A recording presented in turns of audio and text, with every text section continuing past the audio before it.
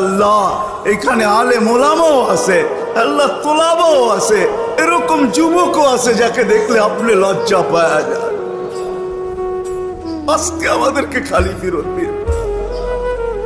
এরকম মুখ্যম সময় মনে হয় আর আমরা পাবো না,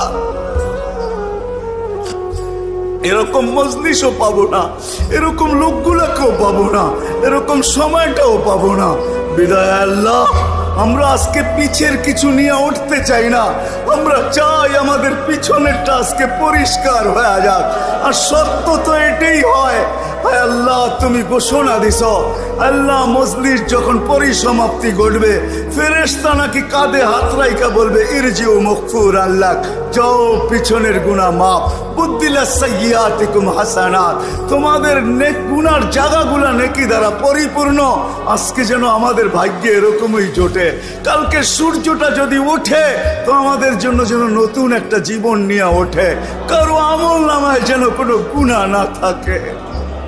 ও মালিক, আমাদের গুনাহ মাফ করলে তোমার কোনো ক্ষতি হবে না, নাইলে হাদিসে এই চিৎকার কোনোদিন আসতো না, ইয়া মান লা তাদুররুহু যুনুব ওয়ালা তানফা ওয়ালা তানকুসুহুল মাগফিরা।